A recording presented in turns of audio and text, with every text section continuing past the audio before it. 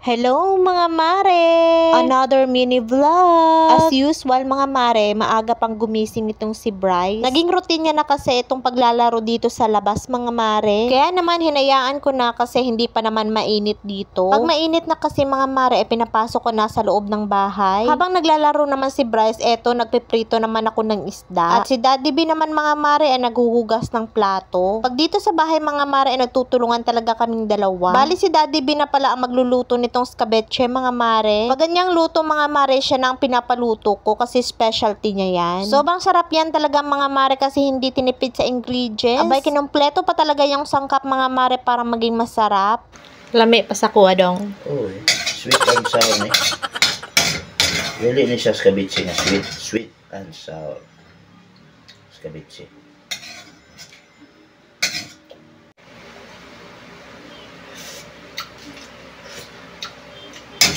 Mga mare.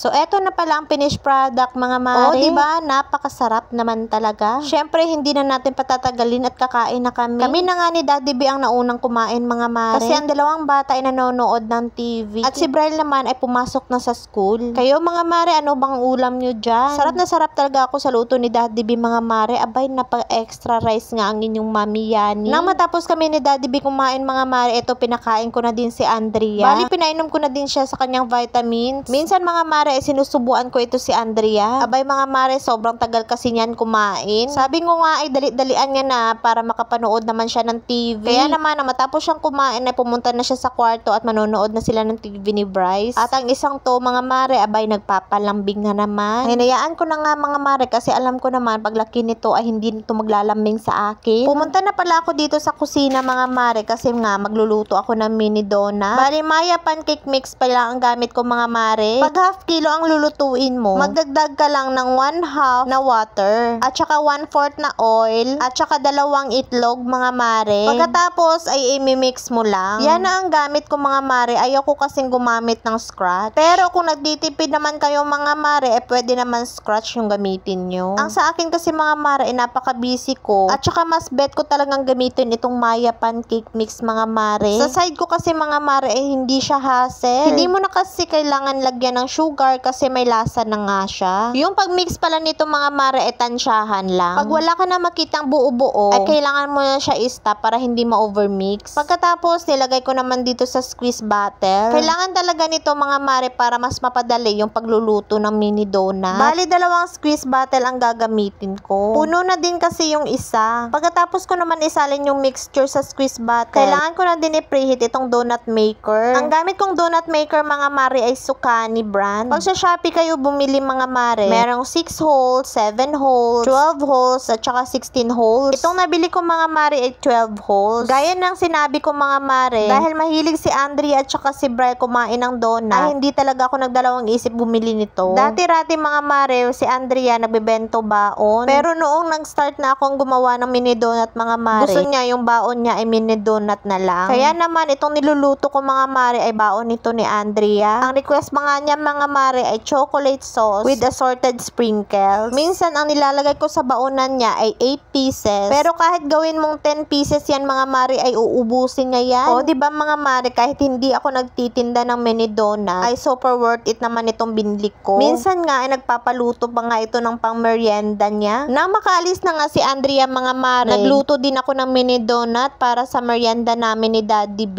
Bali, ang nilagay kong sauce mga mare ay white chocolate sauce. At saka nilagyan ko ng crushed graham at saka sliced almonds. O, diba, para ka lang kumain sa Jayco. Nang maluto na nga ito mga mare, syempre titikman na natin. Uy, sobrang sarap talaga mga mare. Naku mga mare, magluto din kayo nitong mini donut. Sobrang sarap. Pwede nyo din itong pang negosyo mga mare. Fast forward na nga at hapon na ito. Abay, syempre, nagluto na naman ako ng mini donut para pang merienda. Papunta pala kami ngayon dito sa mansyon ni MP. Every Friday kasi mga mare, ay magba-Bible study kami. Bali, nakisakay lang kami dito sa sasakyan ni Mama. Syempre, kasama ko yung mga bata, tsaka si Daddy B. Nang pagdating nga namin dito, mga mare, meron pa naglalaro ng basketball. Pagkatapos namin kumain, mga mare, eto, magsa-start na nga ang Bible study. At itong si Baby Bryce naman natin, mga mare, parang gusto pa yata magpiano dito. Sobrang kulit na nga niyang batang yan, mga mare. Minsan nga ay ayaw magpahawa. Sobrang dami nga ang tao ngayon dito sa mansyon ni MP, mga mare. Meron din kasing invites at saka first timer yung iba. Meron ding mga bisita si pastor ng mga youth para kumanta. 9 PM ng gabi, mga mare, matatapos na ang Bible study. Kaya naman ang pag-uwi namin, mga mare, nadaanan namin ito sa Pioneer Avenue. Merong pa disco at saka foam party. Sobrang dami pa naman ng tao, mga mare, kasi acquaintance pala niyan. Bali, first time din ni Andrea makakita nitong foam party, mga mare. Kaya naman super amazed na amazed talaga siya. Kinabukasan na nga ito, mga mare, ay nagkape naman kami dito ni Daddy B sa labas. Syempre, tulad ng dating gawin, mga mare, itong si Bryce, ay naku, nakita pa talaga itong motor. Pag makakakita talaga yan ng motor, mga mare, ay gusto talaga yung umakyat. Kaya naman sabi ko kay Daddy B ay i-transfer niya nga yan. Napakadelikado kasi yan, mga mare, abay baka matumbahan nga siya. Naku, pag matumba talaga yan, napakabigat pa naman. Pagkatapos nga naming magkape dito sa labas, mga mare, pumunta naman kami doon ila Mama, doon sa biyanan ko. Bali, doon pala kami kakain ng umagahan, mga mare. Kagabi kasi, mga mare, pumunta sa dagat sila Daddy B at saka si Kuya Nob. At ito pala yung mga nakuha nila, mga mare, merong crabs. Tuwing sumasapit yung bilog na buwan, mga mare, pag walang trabaho ay nakagawian na talaga nilang pumunta sa dagat para kumuha ng isda. Pag siniswerte naman, mga mare, makakakuha na ka ng crabs. Lumabas kami ng bahay ni Bryce, mga mare, kasi nga andito si Suki. Bali, si Suki pala, mga mare, yung naglalako ng isda dito ila Mama. Nang pagbalik ko nga dito, mga mare, abay, tingnan nyo naman si Daddy B, sarap na sarap dito sa kinakain niya. Yung ibang mga seafoods kasi, mga mare, ay hindi ako kumakain. Pero si Daddy B, mga mare, naku, kilala niya talaga yan. Sa akin, okay na yung crabs. Syempre, pagkatapos namin kumain, mga mare, eto, umuwi na din kami. Naghiram lang pala kami ng tricycle ni Mama, mga mare, kasi hindi kami magkasya sa motor. Eto nga, pagdating namin dito, abay, nag-exhibition naman itong si Bryce, oh. Marunong na marunong talagang magbalanse, naksyuta.